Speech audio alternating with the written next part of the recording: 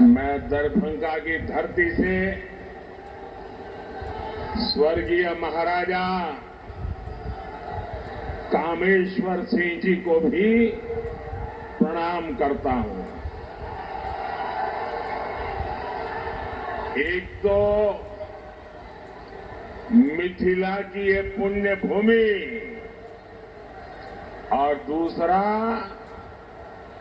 आप जनता जनार्दन का आशीर्वाद। इससे बड़ा जीवन का सौभाग्य क्या हो सकता है।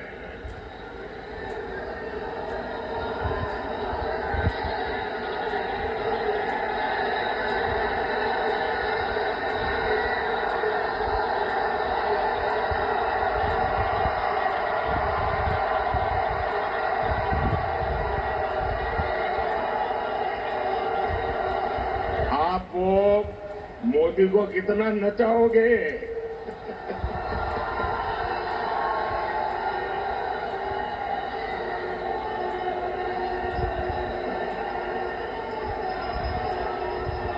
वो एसपीजी वालों को कहिए वो मोदी को कब्जा कर ले।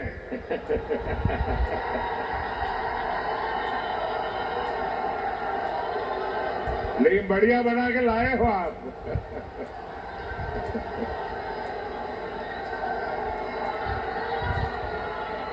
आपका बहुत बहुत धन्यवाद जी। बोले भारत माता की, भारत माता की। ये एसपीजी वालों को दे दीजिए। हाँ।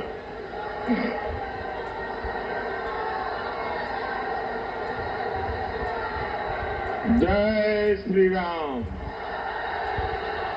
जय श्री राम।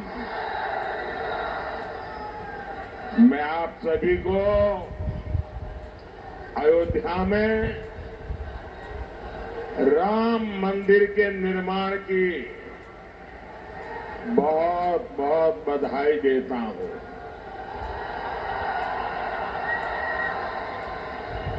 पांच सौ वर्षों के बाद हमारा इंतजार समाप्त हुआ। 500 साल तक ये हमारे पूर्वज संघर्ष करते रहे, बलिदान देते रहे और कभी भी निराश नहीं हुए। हमारे पूर्वजों को पता था कभी न कोई बेटा पैदा होगा, कभी तो कोई बेटा पैदा होगा जो 500 साल के इंतजार को परिपूर्ण करके भगवान राम मंदिर। और साथियों, इंतजार सिर्फ राम जी का ही थोड़ा था, सीता मैया का भी तो था और हमारे मिथिला के भी तो था। हम अपने जीवन काल में ये शुभ समय देख रहे हैं।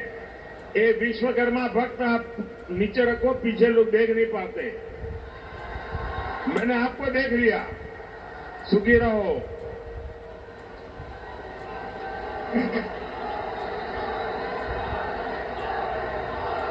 ये शुभ समय,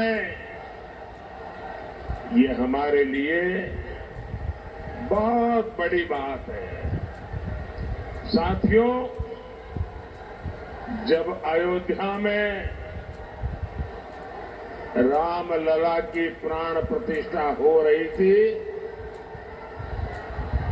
तब मैंने कहा था कि अब भारत आने वाले 1000 साल का भविष्य लिखेगा। कई बार इतिहास की एकाध घटना भी कई कई शताब्दियों का भाग्य तय कर देती है।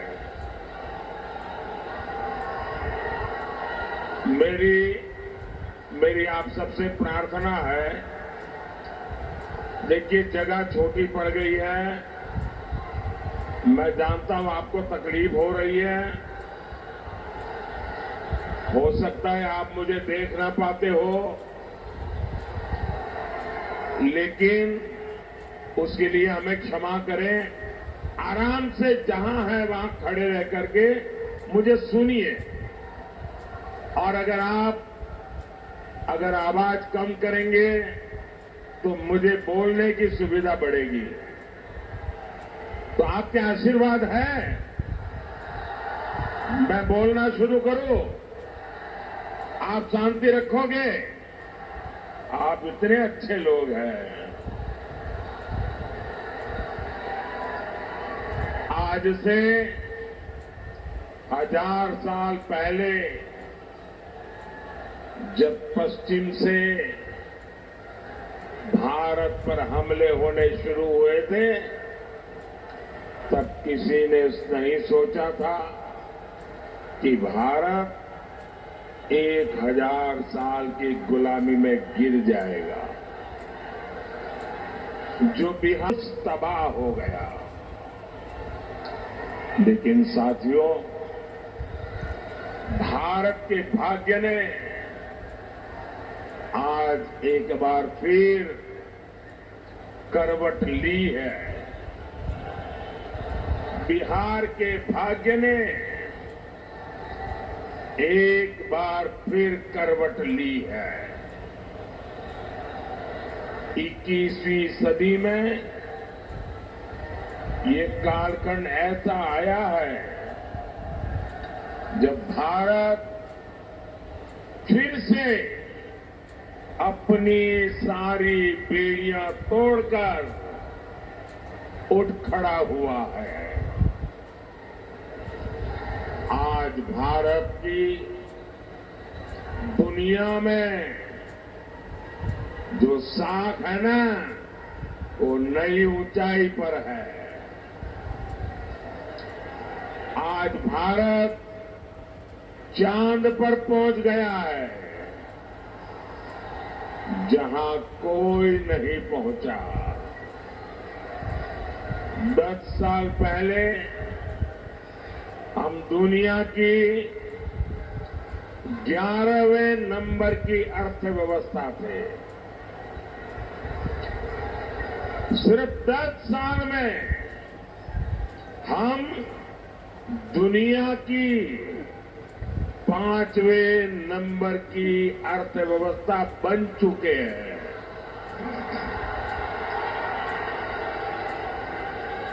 आपको कोरोना का समय याद होगा। 100 साल का इतना बड़ा संकट आया था। पूरी दुनिया सोचती थी भारत तो गया,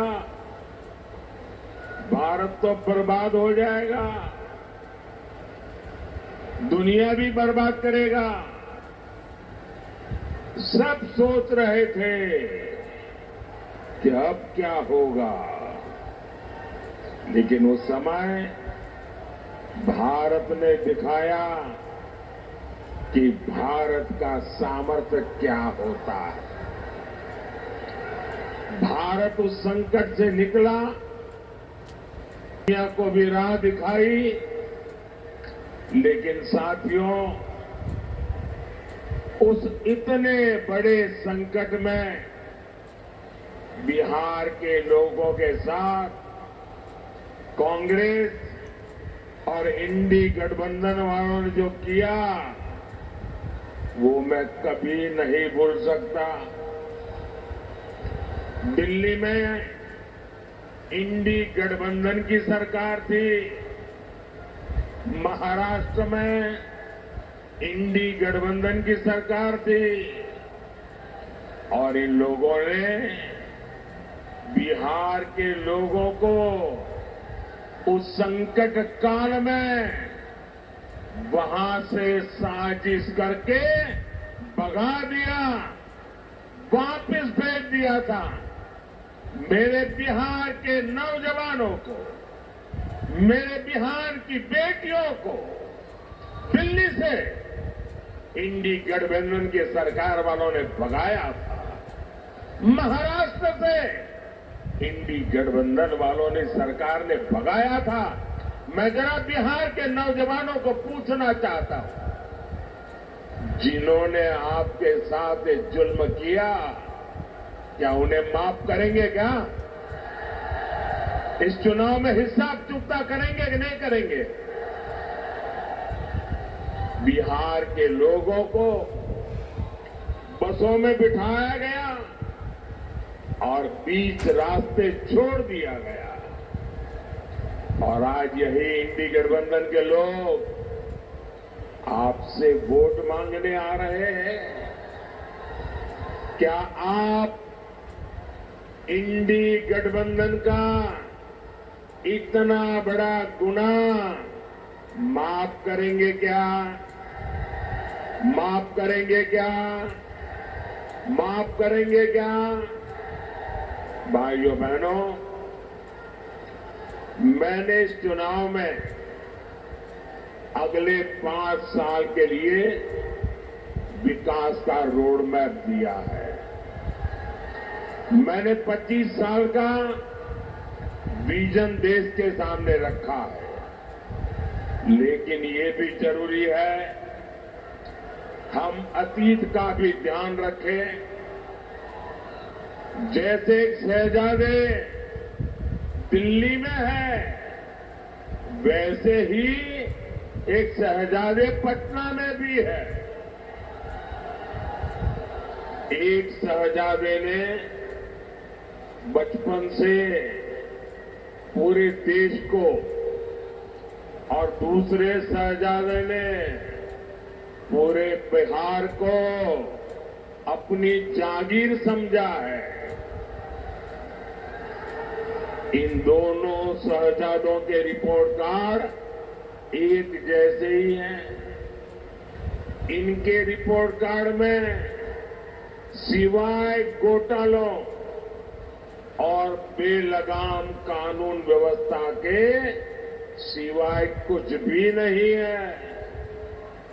याद कीजिए कैसे बिहार में अपहरण उद्योग चलता था, कैसे बड़े बड़े घोटालों से बिहार के खजाने को लूटा जाता था, कैसे शाम होते ही हमारी बहन बेटियां घर से निकलने में डरती थी, कैसे नौकरी देने के पहले जमीन लिखवा ली जाती थी।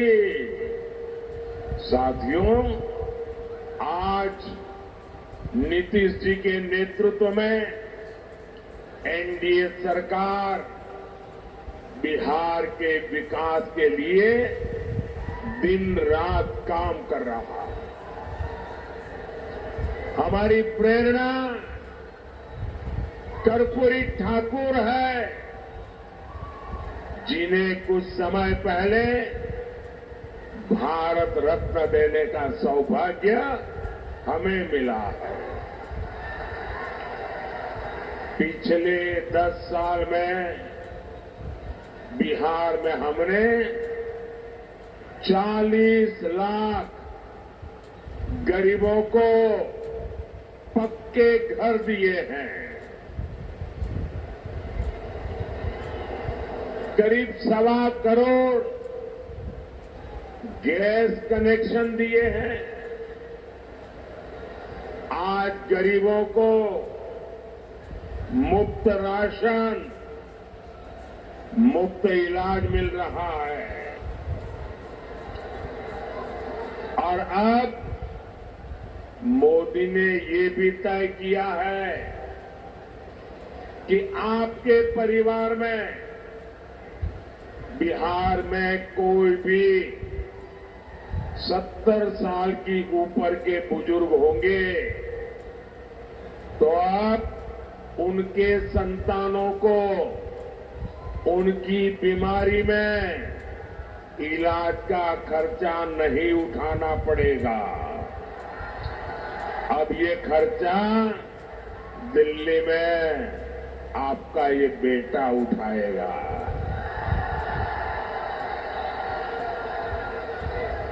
70 साल के ऊपर के हर बुजुर्ग को 5 लाख रुपए तक मुफ्त इलाज मिलेगा। मेरे बिहार के साथियों, मेरे दरभंगा के साथियों, मेरा एक काम करोगे? जरा हाथ ऊपर करके बताइए, करोगे? पक्का करोगे? देखिए, काम करना।